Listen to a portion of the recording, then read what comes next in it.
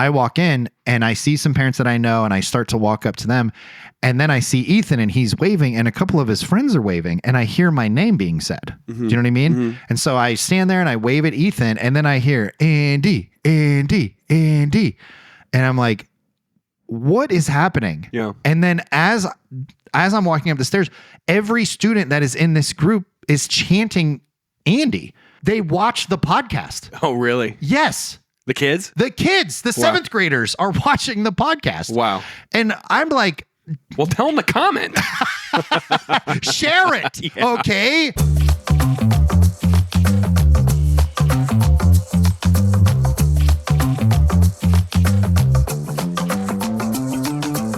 Welcome, everybody, to Does That Make Sense? I didn't even get the episode number from producer before we started this. So we're going to 34, 43. He gave me the numbers, and now we're backwards. So this is episode 472. We're thrilled to have you guys. No, 34, episode 34 of the Does That Make Sense podcast. And today I'm very excited because I always like when we are able to change it up a little bit. I've put out there some stuff about some solo podcasts. This is not a solo podcast. We are going to do some more of those coming up. We don't have an in-studio guest today because very special friend. We were going to do in a couple weeks, but some scheduling things happened. And so she's zooming in all the way from Arizona. She'll correct me if I'm wrong. But she's an old refuge friend. She comes from way back, and I am thrilled to bring her in. Christy Marko. Hello. How are you? Hello, I'm great. How are you? I got it right with Arizona, right? Yes. Still in Arizona? Very cool. So you said that you've watched the podcast. Normally we'll go into some things about how we got connected to each other, and we'll kind of we'll bring everybody into the circle.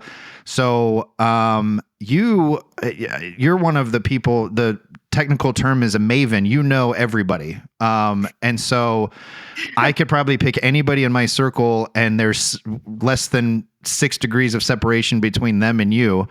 But we got connected originally through, it was Emily, right?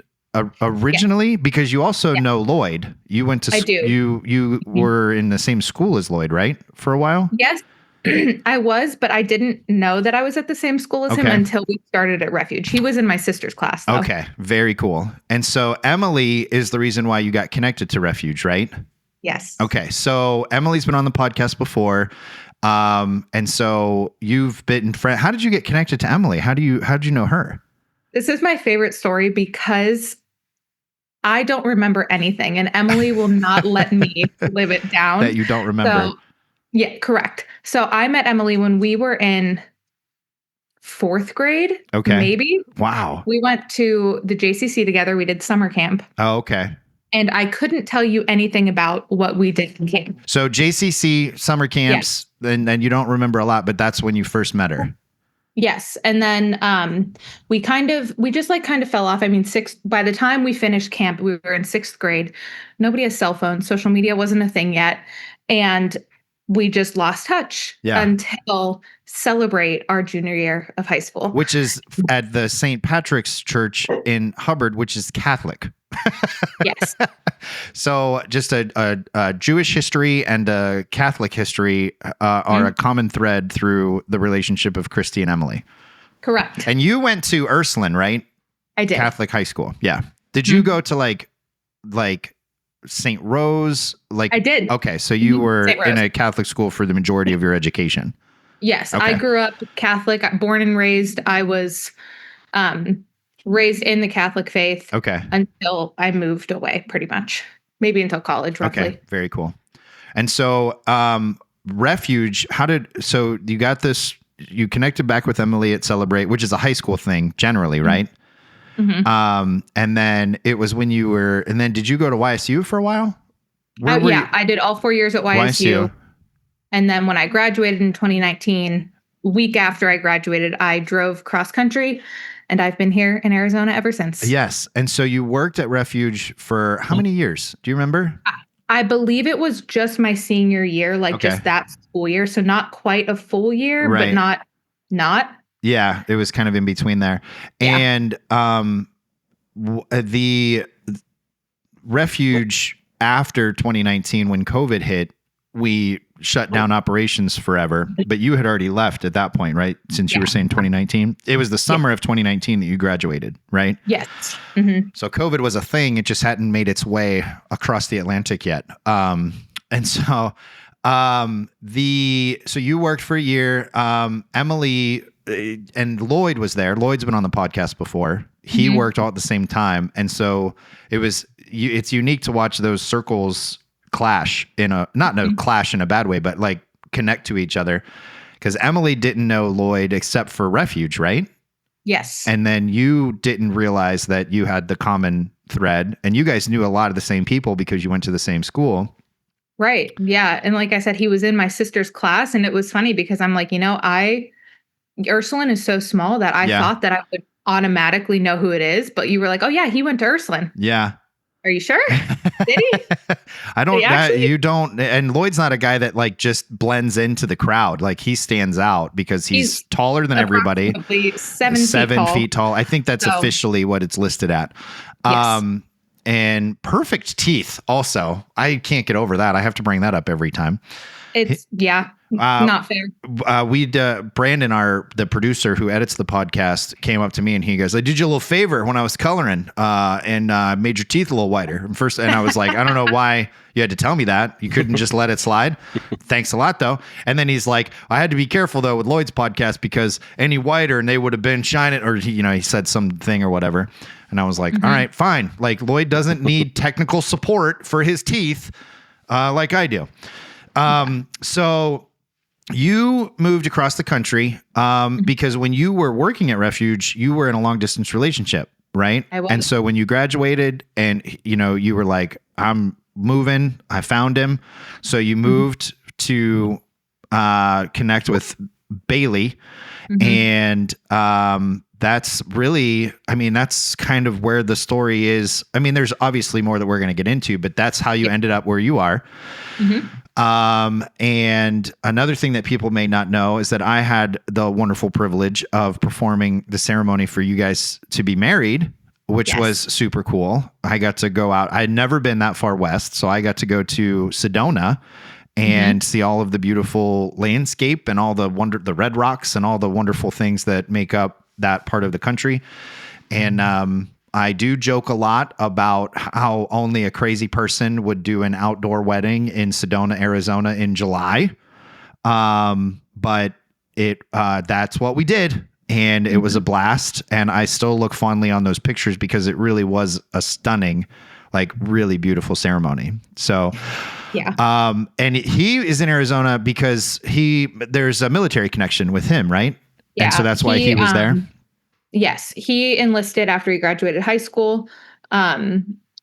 This was his first base. So he had not been anywhere else. And then he had not been sent anywhere else since. He was in from 2015, 16 to 2020. Okay. And then he stepped down from being active duty in 2020, switched to National Guard, and he has recently stopped with National Guard, and he is no longer affiliated with the military. Oh, well, congrats to him for serving. And then, when he had a chance to move on to something else, he took it. What's he doing now then?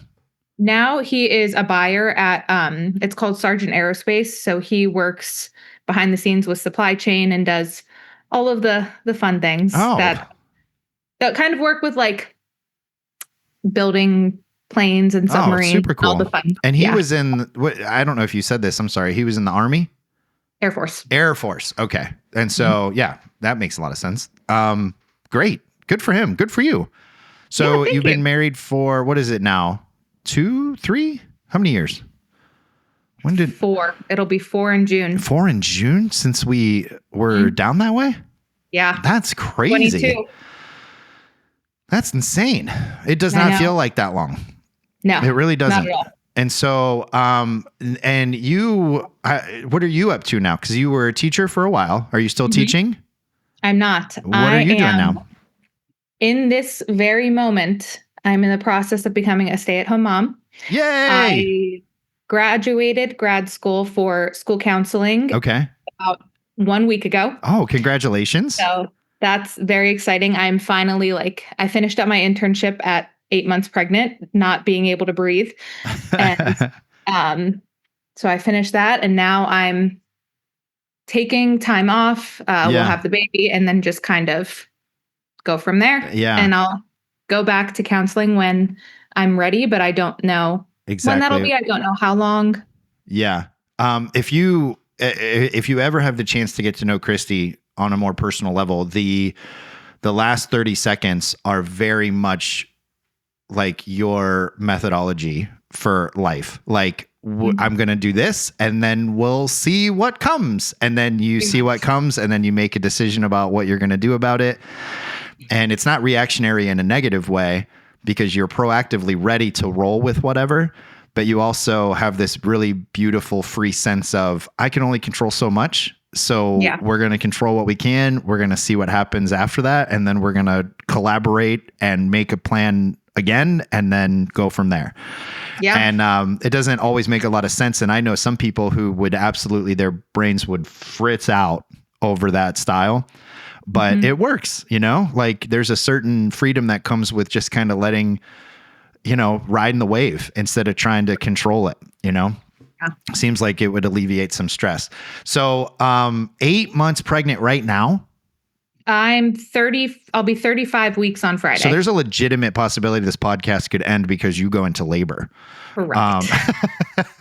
Well, congratulations. Thank you. I knew that you were pregnant. I did not realize that you were so close to, because you're officially full term at this point, right? Or is it 36 weeks? Okay. So I think it's 37 technically, but I'm like, I don't know how I could be any more full term. Yeah. And so at this point, the baby, from what I remember, the baby's potentially putting on up to a pound of weight a week on the last few weeks. And I can tell.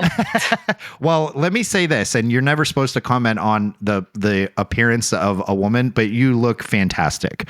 Thank you. Especially, for being 8 months pregnant, it's not really a qualifier, but you don't look I remember when my wife was pregnant, you could see, I knew what she looked like and I watched it develop. There was fatigue, like you're just exhausted. There's so much going on with body and hormones and everything.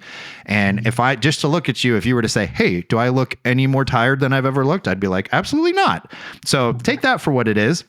Thank you. And which brings me to, and this is, the podcast is generally, we always say that, does that make sense as a podcast where we try to create a little of our own chaos to make sense of the chaos that we cannot control. And we talked a little bit before we went on the air. There was some stuff that you've experienced that you couldn't control. And your first pregnancy with Bailey unfortunately ended in a miscarriage. And so let's talk a little bit about that, because that happened with Steph. We have 3 healthy babies, and in between the second and the third child, there was a third pregnancy that she lost very early on. Yours was further along in the process, if I remember correctly. How many weeks were you when that happened? 14. So at that point, you're out of what they would consider that scary zone. Do you know what I mean? Right. You're firmly in that second trimester. So talk a little bit about whatever you want to get into, and then we'll just kind of process and kind of follow that conversation wherever it goes. So first of all, how were you? How are you? Having a pregnancy after this has got to be slightly terrifying. So tell me a little bit about where your headspace is. So in the first trimester specifically, that was the scariest portion, and even leading into the second, because it's one of those things. They're like, oh, just make it through the first trimester, just make it through the first however many weeks, just make it to this. And that's not always necessarily true. Right. And it was the same thing with like announcing that you're pregnant, or, oh, do you really want to tell people about this right now? Are you sure that it's okay to do these things this early? And the biggest thing that I've realized with this pregnancy is that I am really, and like even now, it still hits me at times. Like it still is scary because you really don't know what's going to happen. Yeah. But I'm enjoying every second. I have celebrated every single second. And then same thing with the first one is I wish that I would have celebrated her a little bit more. Yeah. Because I never announced it. I never had that big moment we had taken the pictures, I was getting ready to post them. I was getting ready to tell everybody. Right. And then it was like a week later. Yeah. It's when the things started happening. And I called my doctor. She's like, it can be normal. Just pay attention. Yeah, that's terrible. Yeah, it wasn't normal for my situation. Yeah. But, I hadn't announced it. However, a couple weeks later, Bailey and I got tattoos and we shared that. Yeah. So we shared our miscarriage rather than our pregnancy at the time. Right. Which is, again, it was something that a lot of people don't do. Yeah. So I had heard from so many incredible women after I'm sure. I That's posted great. It opened up this huge community of women and men, unfortunately, who have had to go through something so terrible. And it is truly such a feeling that like you cannot understand unless you go through it yourself. 100%. And I know when Steph experienced it, it was unique because she had really just found out that she was pregnant, so officially when I don't even know if we made it to the first doctor's appointment, because you generally don't know that you're pregnant. Your cycle comes and goes. If it's consistent, you're going to know at 5 weeks. Do you know what I mean? Give or take. Yeah. So it was around that time frame that she took the test and was like, oh my gosh, I'm pregnant. And then it just happened to be that we were going to get some Christmas pictures done with the kids. So she got a couple t-shirts and they were the things that we were going to use to take pictures to later announce, after we hit that like 8, 9, 10 weeks, we were going to tell like the close family and then be ready to tell everybody after that first trimester. And so we had only told one person, I think at that point, that she was pregnant. And then the next day she started to miscarry. And it's interesting because at 12 weeks or 14 weeks, 15 weeks, you are past the point where the general, risk is there. People kept on telling Steph, oh, at least you were only 5 weeks or only 6 weeks. And I'm like, that doesn't make any sense to say to a woman.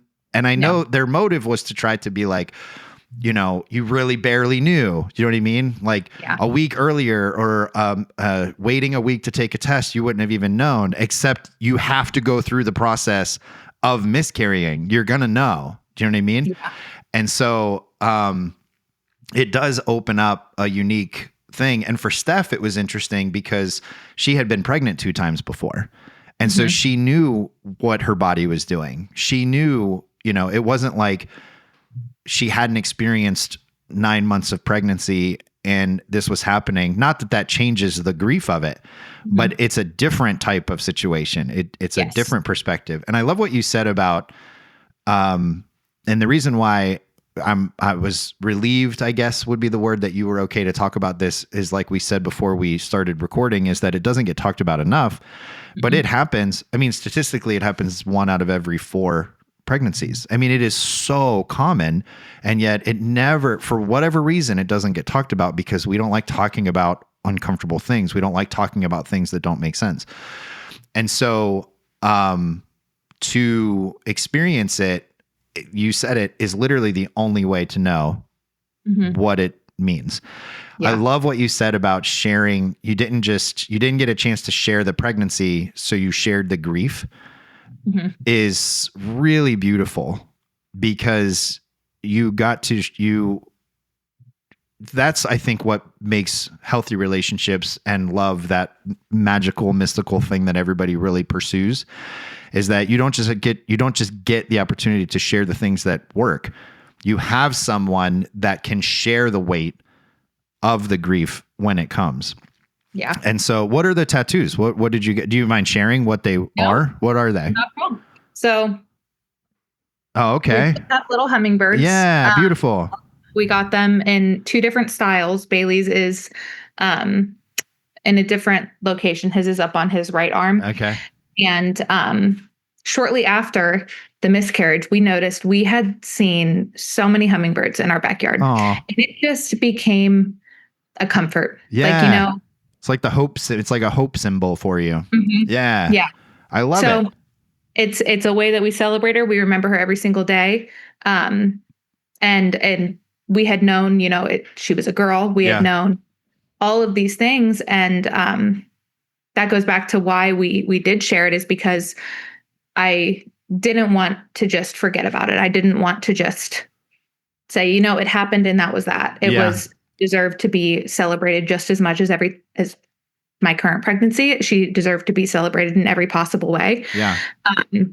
So I don't know. It was just a very good reminder that, every time we see a hummingbird, even now, it's always like, oh, she's coming to say hi. Yes. Just I nice love it. reminder. I love it so much. And I totally believe that and agree with you. I had, and I won't say names because I don't know how much this particular person would want this story out there, but I know there's a friend of mine who lost their child shortly after they were born, right? Mm-hmm. They were born with a very rare, genetic heart defect, and they caught it after the birth, but not in enough time to repair it before it cost the baby their life.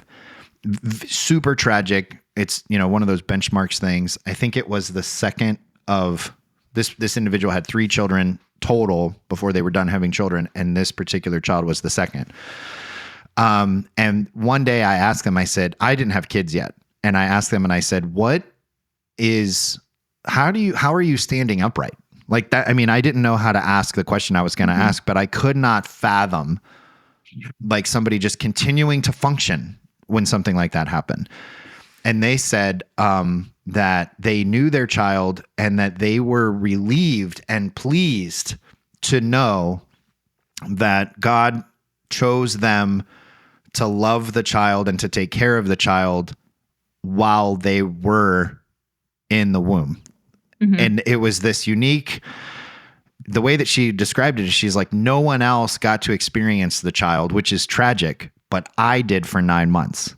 And I've got 9 months of that child and what that meant to me forever. And nobody can take that away. So while we lost the child, I was the one that God picked to be responsible for its short time in any existence. Do you know what I mean? Yeah. And there was something so beautiful about that. I remember when I heard about that, I think I had just married Steph a few years prior. And when I heard her say that, I was like, I can't remember. I mean, we had Ethan really within a couple years after we got married. So Ethan might have been born at this point, but I couldn't even tell you.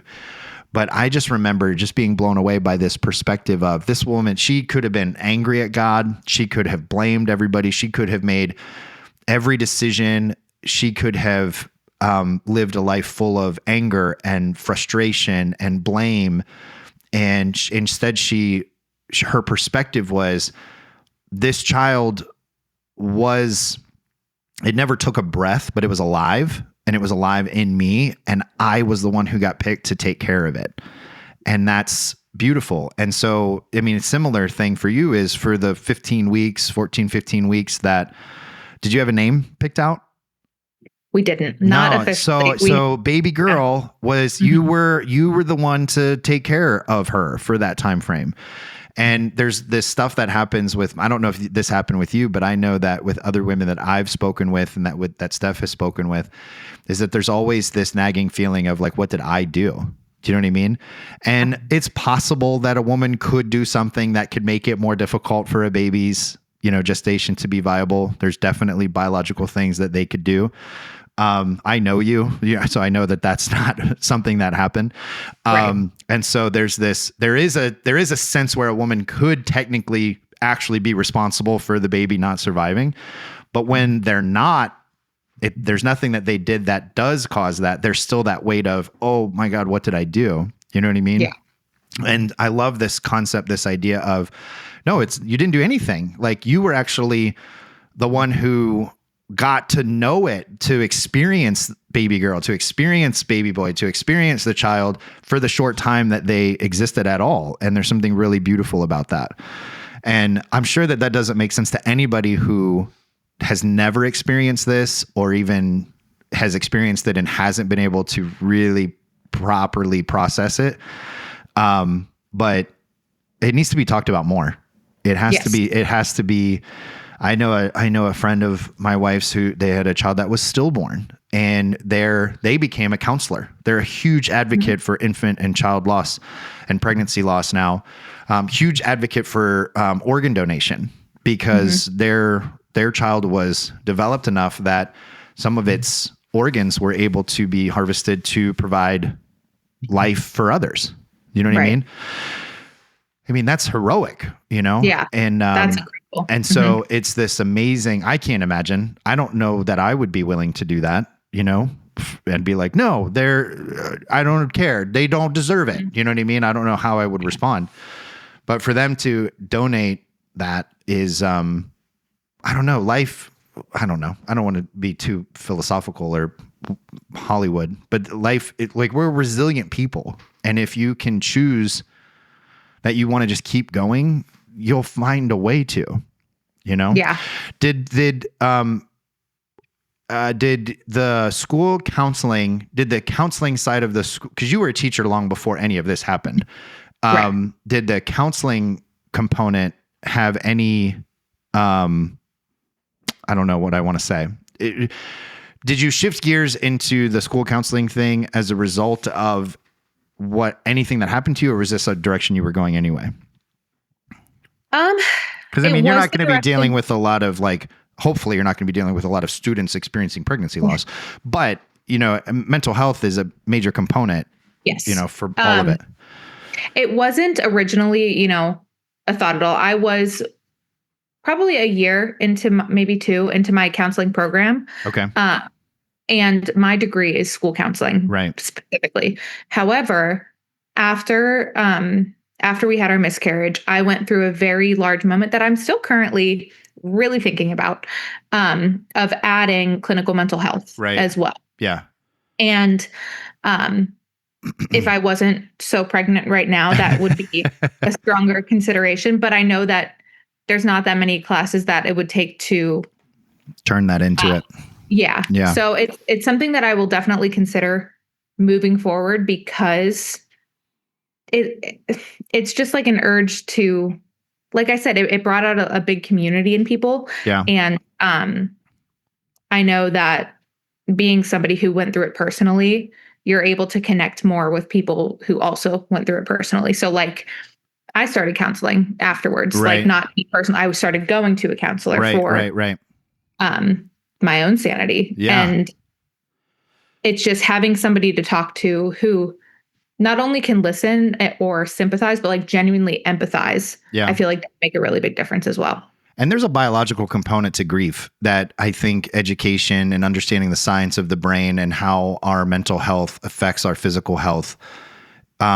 Because I was just a few semesters away from finishing a master's in mental health counseling. So I've got the majority of the education in terms of the book learning. And what I learned in that few years was so fascinating to understand that a counselor's job is not you'd think that a counselor's job is to give advice, right? I mean, people go to somebody and they said, I need some counsel. Here's my problem. Tell me what to do. Right. A good counselor doesn't do that at all. A good counselor is really more about, hey, my job is to try to help you be able to articulate your own goals and then act as like a guide, act as like a light shining on a pathway that you have to choose to take. Do you know what I mean? And so to go to talk to somebody, again, the podcast is called Does That Make Sense? They're essentially just saying, hey, have you considered this? And then as you consider that, you're like, oh, I'm learning to make more sense of myself as a person who's experienced this tragedy, experienced this trauma. We know intuitively how to navigate, or at least where we want to go. Sometimes we just need some help. Do I turn right or left? Do you know what I mean? Exactly. Just show the path a little bit further down the road and then leave it up to me to make the choice. And so, especially because when you experience grief, everything's upside down, you know, you don't even go to the grocery store and pay the cashier in the same way. You know what I mean? Everything's different. You walk around with heavier shoulders. You walk around no motivation. You walk around thinking there's no point for, why do I don't need eggs. Well, who cares about eggs? Why do I have to, you know what I mean? And so a counselor is very much life, you got to keep breathing. You have to keep breathing. And then sometimes the only thing that you can do is take 2 breaths in a row and then repeat. And that's a successful day, Exactly. So good for you for going.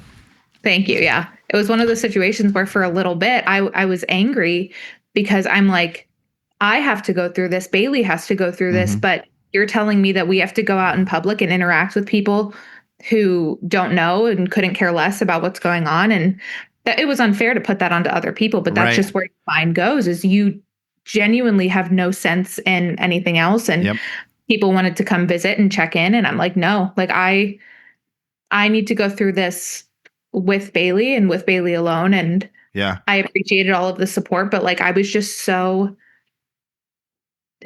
I don't even want to say angry, but just like distraught at where we ended up. And it doesn't make sense. It's so unfortunate. And then somebody wants to come, and if somebody doesn't know, or if somebody, everybody wants to put their timeline on your healing, I think sometimes too, accidentally sometimes, and other times on purpose.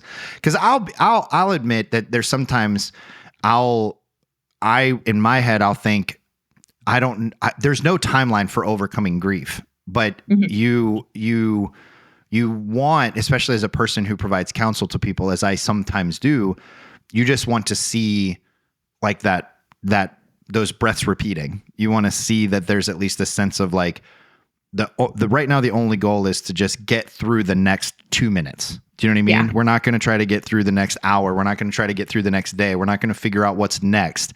We're just going to keep breathing right now to realize that there's still breath left, And so people want to put their timelines on it. Somebody wants to come and talk to you about how like this dude didn't text me back and what am I supposed to do? And you're like, what do you mean? What are you asking me for? I don't care what you're supposed to do. Like, I'm dealing with a real problem here. There's this sense where everything gets put in perspective, for the person who's experiencing it. And that perspective is lost on people who don't. So then you got to navigate like, well, this matters to them and it doesn't matter to me because I'm dealing with real problems. And, so there's all this stuff to try to navigate, and it can create some real chaos. But, and then you throw on a second pregnancy, and then like, I would imagine that when you took the pregnancy test, it was very bittersweet. There was very much like, yay, I hope, you know what I mean? And very, very trying. And so let me just ask the obvious question. Everything's good right now? Like baby's measuring good. You're feeling good. Everybody at this point is healthy. Yeah, and everyone's healthy. I feel her moving very frequently. Great. And I think when I started feeling her move is when I really started feeling the best. Yeah. Because it's just an automatic reassurance. But at the same time, like I said earlier, I have just tried to make every moment like special. And I know that stress is a very big factor when it comes to pregnancy because everything that I'm feeling is affecting her. Yeah. And it's just been, surprisingly very easy to not allow myself to get stressed out. Yeah. But I had an ultrasound. What day was that? Monday. So I was able to see her just moving. That's fantastic. So at this point now you're just like, okay, let's just get her out here. Let's just get her in our little bassinet in the house. Mm-hmm. And I've heard you say a nickname a couple times. Do you have a name for baby girl now? We do. We are not officially, not that we're not, sharing, but like I've just heard you mention, I've heard you mention Nick. I don't know if it's a nickname or just like a code word that you have, but you've referred, have you been referring to current baby or did you posthumously name the first baby? Because a couple of times. Okay. Excellent. I love that answer. I don't know which one you're thinking of. So you have referenced both by a nickname that you have. Two separate names. Right. Yes. So our first pregnancy, we did, again, we didn't officially have it. And we ended up deciding that, it was something special to us that we kind of wanted to keep. Perfect. I love that. And then with this one, same thing, just we know what we're going to call her. We know her name. Yeah. And it'll be once she gets here. I love it. I can't wait to see the posts and all the pictures and to know the name. And after you have some time to recover and find a sleep rhythm, which however long that takes, we'll have you back on and we'll talk about all of the wonderful things. Nursery already. I mean, at 34, 35 weeks, you got to be close, right? Very close. Very yeah. close. I have, now that I'm home most of the time. Yeah. I've been really getting together all the small things. Bailey's, as you know, Bailey is incredible. He is absolutely fantastic. And Yes. Big fan. He has been, he has helped with the big things that I have not been able to do, but like I'm going to do all of her laundry here in the next couple of days and setting up the small things or like the layout of her room, including like the little toys and stuff. Yeah. But yeah, we're getting there. Having had the experience with the first pregnancy, and again, I'm going to ask some questions here and just say, I don't want to talk about that. Like, I mean, and we can cut it out of the podcast completely so it doesn't seem awkward. Did they automatically put you into the high risk category for this pregnancy, or are they just treating it as a non-high risk pregnancy?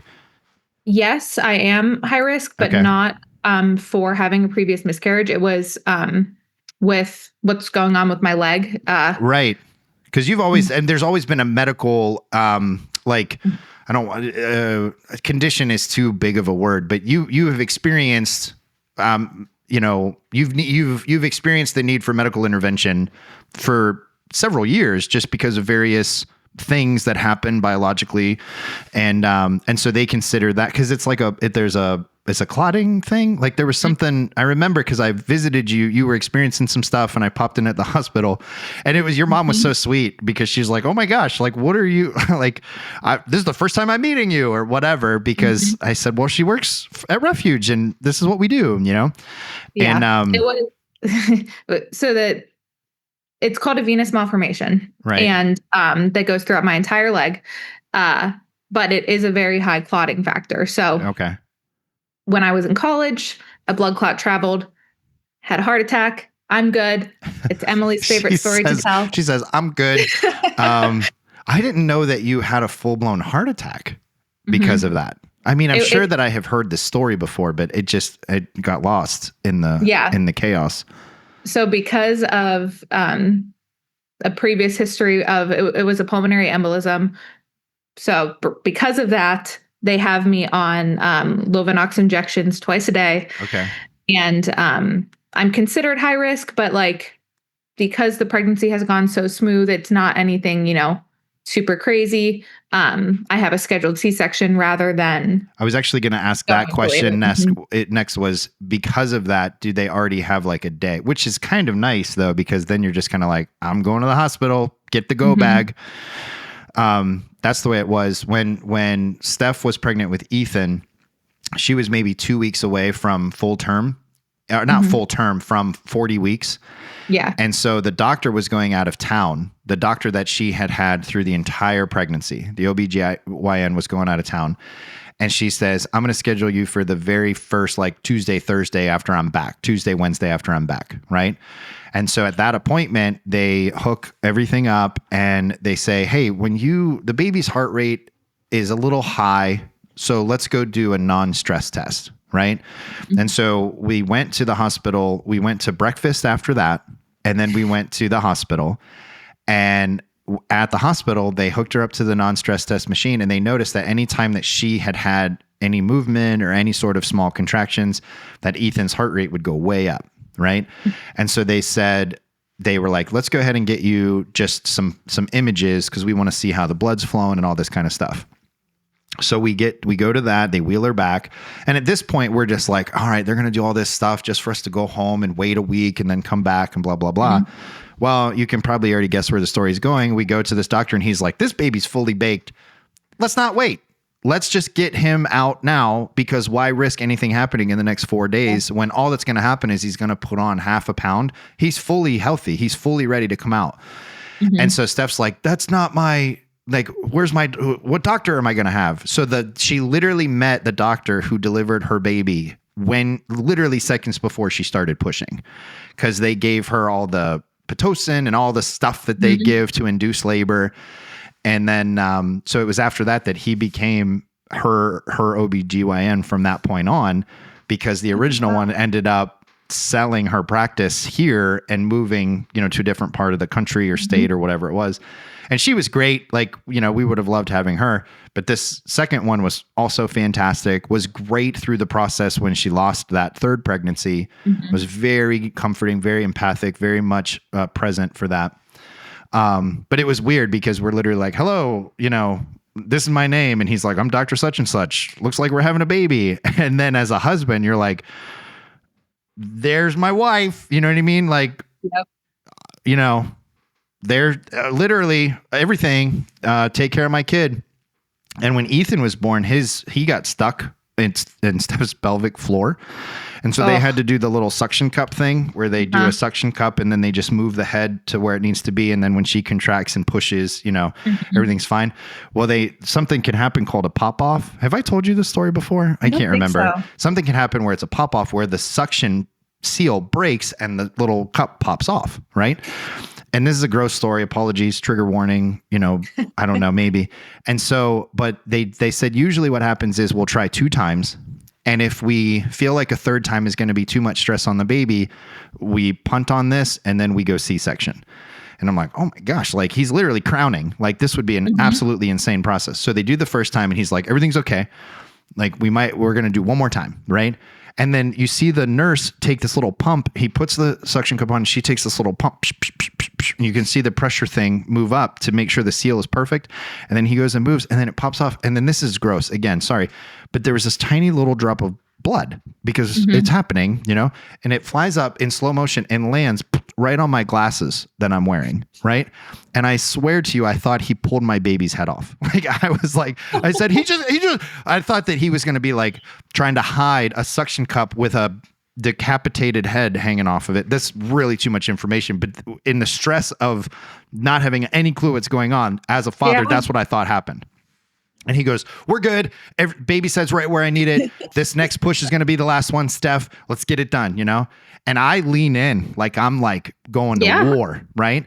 And then I realize that because I'm leaning in, I'm not helping her at all. I'm closing her legs.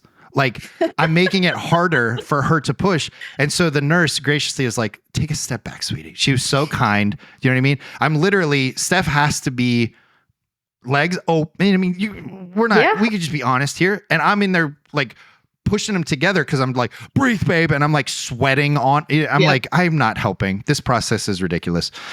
And so, anyway, that was the story of how Ethan was born. So hopefully, tell Bailey like, hey man, like just stand there and, try not to help too much. And let the doctors and nurses do their thing. Cause I was trying to help so much that I made it more difficult. So 2 and 3, I was like, I'll be back here. You guys do your thing. I'm going to stay, cause at one point the doctor actually made this motion. He calls me over I'm standing at her head, right? Or at least at her legs. And he calls me over like this. And then I'm going to try to get it on the camera. The cameras in the studio will see it. He went like this. He went, and I'm like, what are you motioning for me to do? You know what I mean? And he's like, come look. And then he makes this like scooping insert hand motion. And I said, I'm good. I'm okay. I don't need whatever you're scooping. I don't want, you know what I mean? And so that was, it's chaos in there. So I can't wait to hear, because you're a very open person. Obviously, we're talking about subjects that are very vulnerable and sensitive, and I'm very grateful and appreciative. So I'm sure that the stories will be chaotic and fun. And then I can't wait to maybe the next podcast we do, you pull up another chair and we'll have Bailey sit there too, because as a father who's experienced it, I love to experience. You get to experience the baby this entire 9 months. The father, they say that a mother becomes a mother when she realizes that she's pregnant, and a father becomes a father when they first hold the child. And so you got 9 months on us, which is your right. Like you get to create the life. I can't wait to talk to another dad, first time dad, cause it's like, what do I do? We walked into the house and I held Ethan and I literally looked at Steph and said, am I allowed to put him down? I can't believe they let us leave the hospital. We didn't have to take a test or anything. you know? Mm-mm. And Nope, you're free to go. I had a harder time getting a driver's license, you know? Yeah. And so anyway, totally insane. Well, I'm so grateful for you. I'm so proud of you and how you have processed what you're doing, you know, with the school counseling thing. I know you. I know that you're a great support to Bailey as a wife. You're going to be a fantastic mother. I just can't wait to see what's next. Thank you. Yeah. For you. So I want to shift gears real quick before we let you go. We talked a lot about, when Emily was on the podcast, we talked a lot about Phil the fish. So I wanted to hear your thoughts on Phil the fish. And then Tyrone the cat. We talked about Tyrone the cat. So do you remember both of those very well particular things? And you watched that particular podcast, right? So is that the first time you heard the story about how Tyrone walked across my urine stream when I was in the bathroom, thanks to you and you rescuing this cat that would have been completely fine? No, he wouldn't have. It was so cold. It wasn't. And now I'm in Arizona where it's so hot. So I see an animal outside in the 120-degree weather and I'm like, what do we do? I was in that 120-degree weather. I would rescue a cat in Arizona before I'd rescue one in Northeast Ohio. I'll tell you that much. It was so cold. And that poor baby, he was sitting in a pile of leaves. He was. Couldn't just leave he him. Was perfectly warm. He was sitting there like, y'all need to come out here and hang out with me. I'm living the good life. And then he did, in fact, live in the basement bathroom. He lived in the basement bathroom for longer than I would have technically preferred. But he was fine. And then he lived a very long, good life at a farm before he, you know, met an unfortunate, untimely car. And so, but yeah, he was fine. He had his moments. And so, and then, so when you worked at Refuge, you, Emily and Lloyd were the team, right? Brandon, I'm going to pop you in here. Okay. Did you work at Refuge when it was after Probably Christy after. was gone, right? I don't know if you remember Brandon, Christy. I know Brandon. Okay. Yeah, I think it was after. Okay. Brandon used to come to Refuge way back in the day. And then he went to Kent. It was before your time here that he used to come as a student. And then he went to, after he graduated from Liberty, he went to Kent. And then it was after he graduated, which was what year? High school or college? College. 19. So it was literally like you were here right after she left then. Yep. Because you came back, you graduated what would have been the spring of 2019. Mm-hmm. You left in the summer of 2019. Mm-hmm. So you came right Brandon after Hurst. that. Yeah. Brandon Hurst. Yeah. I know the name and I don't know why. Wow. But I think this is one of those situations where it's like I so happen to know everybody that ever exists. Yeah. You can't go so anywhere. I know your name. You can't go anywhere in this region. When you come visit, you're gonna go anywhere and know somebody. Yes. Yeah. Malcolm Gladwell calls that person a maven. Okay. Like I could give you a phone book and you would know a person on that phone, every page of the phone book. Yeah. And if you don't know that exact person, you're going to know somebody by that name. Right. Yes. And so that's a fascinating thing to have. So, I usually ask people what's next for them, but I know it's just baby all the time is coming up next for you. So yep. I will say this, you don't need advice, but being a parent, watching Steph experience the joys and the tragedies of everything that we've talked about. I want to just encourage you to continue what you have already established as a good practice, and just it is the most beautiful chaos you will ever experience. There is no need to feel or even try to gain any control over it. You just roll with it, you know, for at least the next couple years. Your life is dictated by a human being that will not be able to talk for a while. And that is the best thing you'll ever do is have that experience. So, so proud of you. So many congrats, so many well wishes. I can't wait to hear and see pictures and have you back on after baby girl is born. I'm eager to know the name. And so you'll have to, when you're ready to share it, we'll have you back on and you can introduce her to all of the Does That Make Sense community, and we'll celebrate all with you. Absolutely. So awesome. I will catch up with you soon. And we will talk again. And so text me, and I want to see pictures. I need text messages. Sure. We're on our way. Are you willing to share the date that this C-section is scheduled for?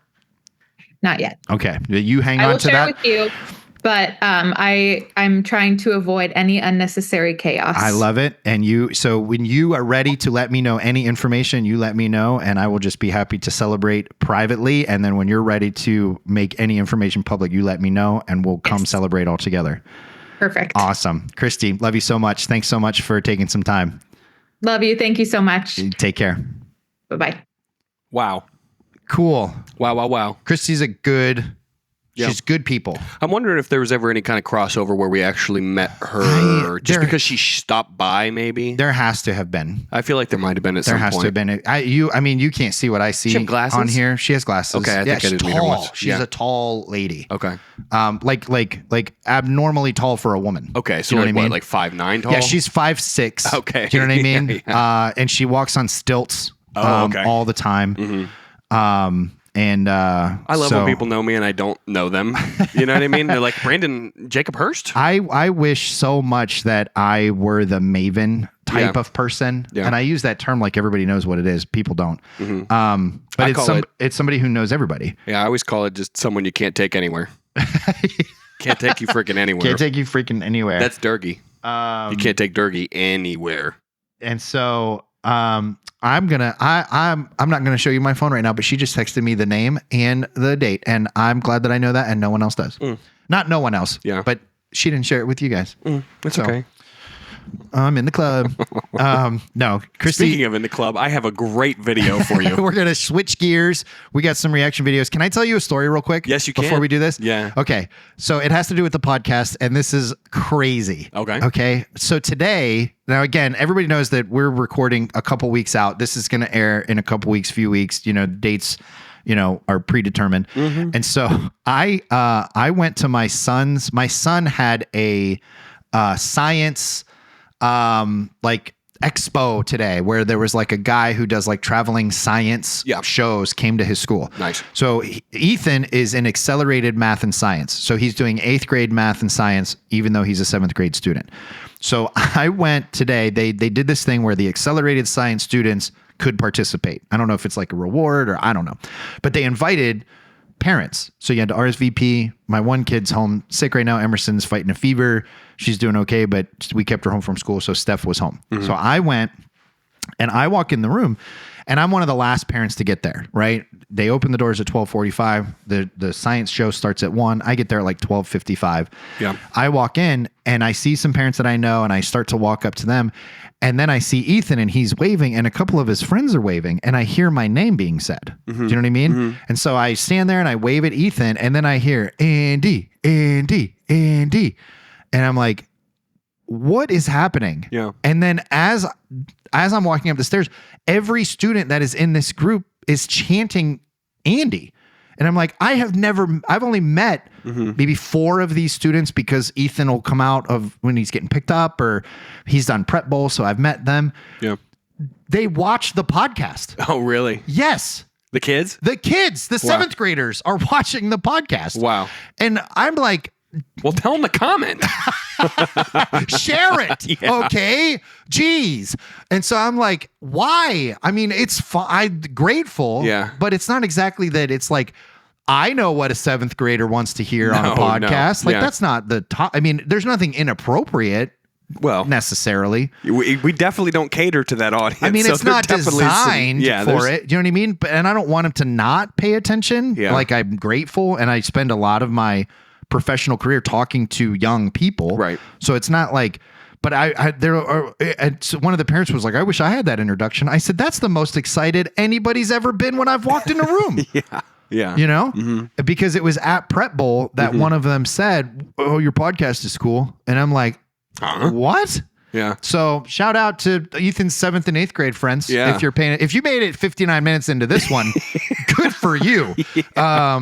I mean, that's impressive. Yeah. But, so That's awesome. Though. Isn't that crazy? Yeah. It's weird for sure. We need to not change a thing, by the way, just because we found out kids watch. Over here, keep the bleeps. Yeah, we're keep keeping the bleeps. bleeps. And maybe a little less beer chug. Yeah. Deer chug or whatever. Buck chug. Buck chug. Yeah. So, Ryan, I saw you lean over. Did you have something to add to the 7th grade Not really. audience conversation? I was just going to say, this is the part they're skipping to. Is these ridiculous reaction videos.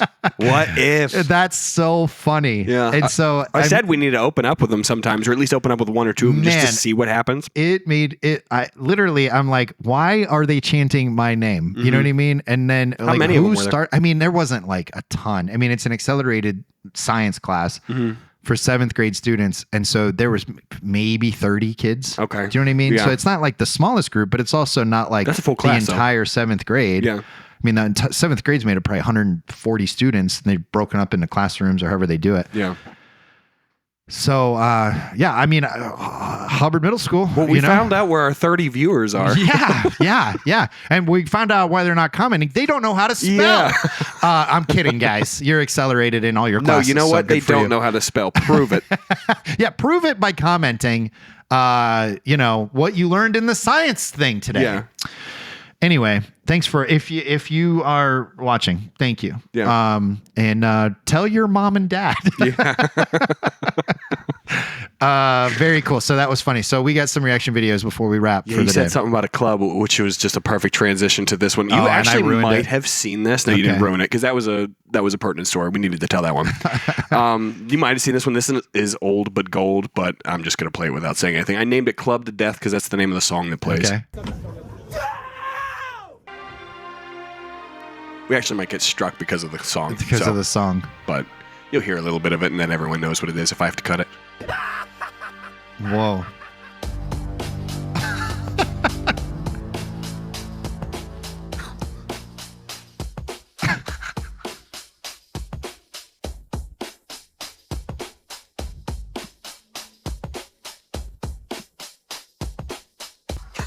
Ooh.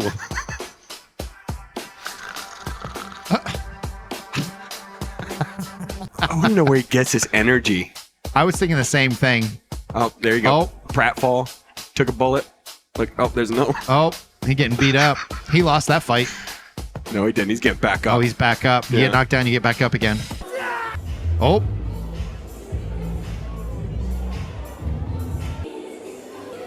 Is this all happening in one I night? think so, yeah. This dude is an absolute menace. He went on a little kick at doing this for a little bit. Oh my gosh. I feel like I know that guy. I know. I don't know. There's just something about Tell this me right video.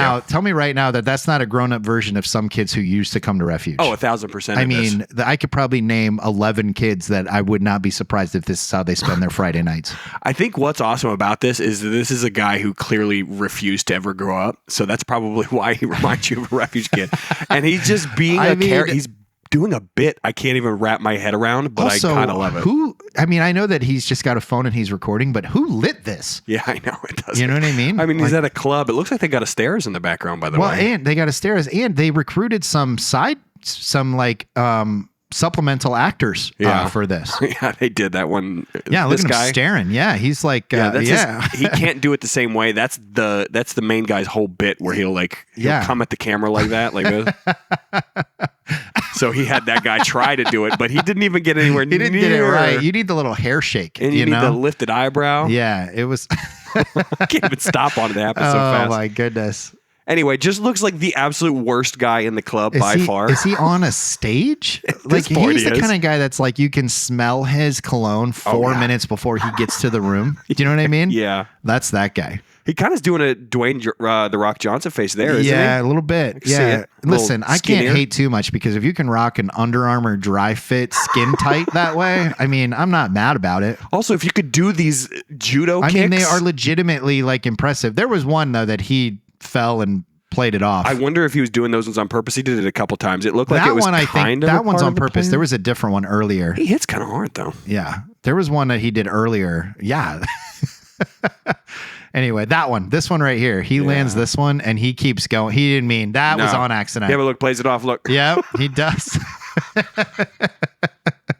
I'm gonna have a nightmare trying to sync this all together. I should have screen recorded. What's so funny about that is we keep going back and forth. I don't know what I'm doing when I get into the editing room. You're just playing it by ear. I'm gonna be like, oh, Dwayne the Rock. All right, fine. Where's the shot? It's a very Christy method of editing. Okay, but that song is from The Matrix. It's called "Clubbed to Death," and it's what he's in. He's in the club, so funny, beating it to death.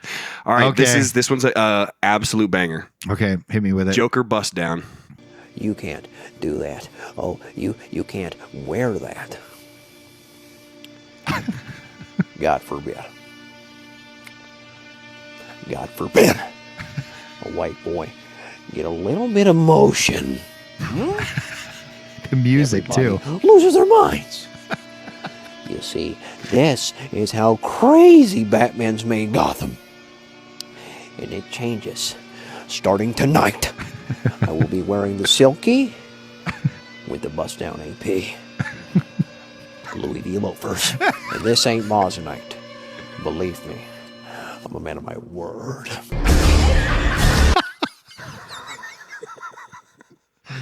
I don't know. I don't have anything. Yeah. I don't have anything. There's no reason to respond. Nope. Just let him cook. Yeah, I know. Honestly, it got posted on Twitter thinking like more black people were going to be upset about it. There were so many that were like, you know what? I love him. Yeah, like do you, bro? Yeah. You know, like I don't even know. I can't be mad at it. No. I mean, I couldn't be mad at it anyway. Yeah. I do think the silky on a white person. Yeah. I knew a couple that would wear it, and then, you know, its original intention would never work for their style of hair. Right. So it was literally just a fashion statement. Yes. And it's like, all right, you know, do you, I guess. So leading into the best comment that was underneath of this video was, you want to know how I got these waves? Oh man. All right. Now we were mentioning this one. I hope everybody that's watching this really because that could be considered a deep cut because The Dark Knight came out a while ago. Oh yeah, no, there's no way. But do you think everybody's going to get it? This is Heath Ledger made it a part of the zeitgeist to the degree that it got memeified. So there's no way. I don't know how I got these scars. Yeah. All right, so this next one was one me and Ryan were yapping about earlier. So this is essentially if Ubisoft tried to make a AAA quotes Mario game. This is what it would end up looking like. Here we go. Good, you made it. That you, Peach? I see Toadsworth roped you into this too. The Monarch's job is never done, but we can talk more later. Bowser's castle should be just up ahead. I thought I smelled something burning. Focus M. Bowser's got the power stars, and you know what that means. Yeah, trouble. Exactly. So watch your back. Oh, and if you find any red coins out there, make sure to grab those too. Collect enough, and I might just have an upgrade waiting for you. All right. You're the boss, princess. Okay, Mario. Time to party. Was that a deep sigh from Princess? Like she's so annoyed at the banter. Yeah. All right. I actually would play that game. Yeah, see, I knew you were going to say that because there's a part of me that would do it just because, like, what the heck is this? I would play that game all day. But there's a lot of tropes in here that absolutely like make people want to rip their hair out. First of all, someone coming over an intercom and telling you everything to do in a video game is such a modern thing that you used to just have to figure out later. Yes. The way that she says "focus M" is just burned into my brain. I can't even. Yeah. You know what this reminds me of is the opening few minutes of Bullet Train. Oh, yeah. Where it's almost like that banter is the same thing where it's like, do we really need this as part of the story? And you do, but at the same time, you're like, you couldn't come up with a different way to do this. I actually rewatched Bullet Train and I agree. There was Brad Pitt's character was actually getting under my skin when I really liked it the first time. But yeah, you were the one who told me it was a banger. And I was like, I got to watch it. And I loved it. I did too. But then like, upon rewatch, you're like, oh, okay. Yeah, exactly. That's kind of how I felt. Like the cheese factor that was hidden by some of the fast paced. Yeah. Doesn't get hidden upon a second watch. No, yeah, I agree. But I would play this game. Yeah, it's not real. This is a meme that somebody made. Where did they get the footage? Like, where did they get the gameplay? People just animate it. You find a model that's Mario. They made it so shiny, to the point. It literally looks like he's starting a new level. So the problem is Nintendo knows better than to make Mario too realistic. Like this is made with the Unreal Engine. So there's just things that you would never see Nintendo do that make it funny to me anyway. And again, the focus M. Can we just listen to that one more time? Smelled something burning. Focus M. Focus M. She really emphasized the M. How do you get 2 syllables out of a letter? I know, not even just that. Just call him Mario. And then she's the person on the headset. The person on the headset is annoyed with the character, as video games usually go. If you can collect enough red coins, I'll have an upgrade waiting for you. Something that just wouldn't happen to Mario, like upgrades being implemented. Like, I don't know. Yeah, but aren't the mushrooms upgrades though? Kind of temporary. And also in Odyssey, you collect purple coins, and you can use them to buy upgrades. Can you, or do you use them to buy outfits? Well, the outfits get you into certain parts of the game that you can't get into otherwise. Okay. So you know what I mean? It's not far off. No, but I would actually argue that was Odyssey dipping into stuff that is a little bit too modern gaming. Ethan collected the maximum number of stars that you can. Yeah. Because he bought 700 of them. You know what I mean? That's an exaggerated number, but he bought a lot of them because he collected enough purple coins to go buy them. Hey, if they're going to make that a way to accomplish a task in a game, we're going to take advantage of it. Yeah. So he did. All right. All right. So What's next? what I'm going to end up doing now is these have gone crazy. Like, that is just the first one that I've ever seen. People are making these Mario memes like nuts. So Okay. I'm going to come like maybe on a week-to-week basis with just a different What's one. a new one? So you could kind of get the feel for it, because at first I was like, what am I watching? And then Jared sent me the 19th one, and it's just, it is the funniest thing I've seen this year, it feels like. All right, this one's good because it's a reference to last week's videos we checked out. Okay. Rio goes viral. Ready? Okay.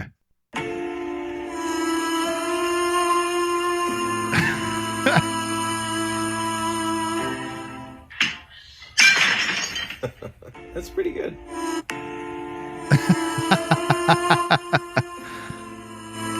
Is he watching it?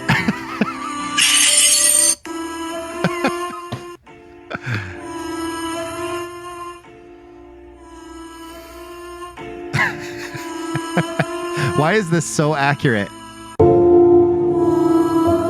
threw his phone.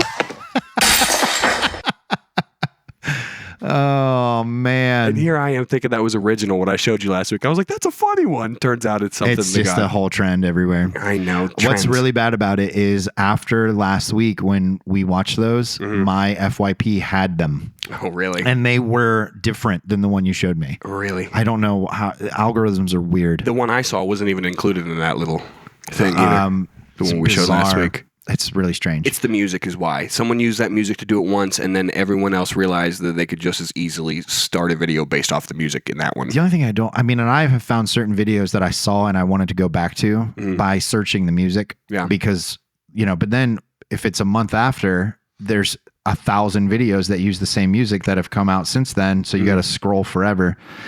Anyway, it's outside of my pay grade. Yeah. I'm not overly concerned. I hope I started bookmarking them and saving them, but I don't even like doing that because I'll like something and then I'll be like, I'm going to go find that. And then I realize I spend too much time liking videos. Yeah. I need to really tone it back. Yeah. Until you realize you missed out on something you should have liked. Yeah. Now it's gone forever. Yeah. It's gone literally in the cloud forever. I just hope that one day I come across it again. Yep.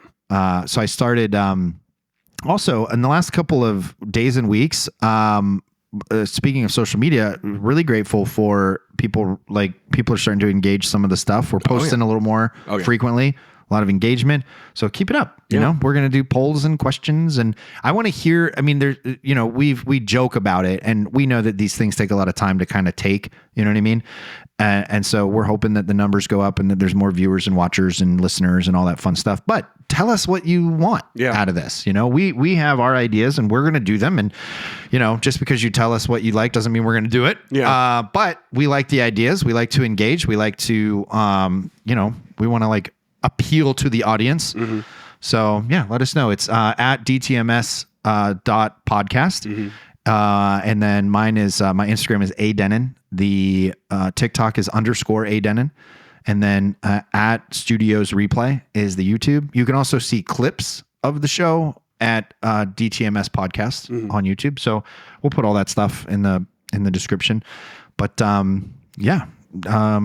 was fun. Yeah. Christy, I mean, those topics are difficult to talk about. They don't get talked about enough. The podcast it always takes kind of a fun turn, but I don't mind having difficult conversations. I think they're important. So thanks for tuning in today. Ryan over there on the ones and twos. Appreciate you. Brandon, as always, thanks for taking some time. Absolutely. We got some exciting, I say exciting, I mean, we just got new guests. We've got some things lined up over the next couple weeks with people that we've never talked to before. And so I'm looking forward to that. And we'll see how things go. So episode 34, you said, right? Yes, I believe episode 34. Thanks for tuning in. Does that make sense? The podcast. We'll see you next week. Stay tuned.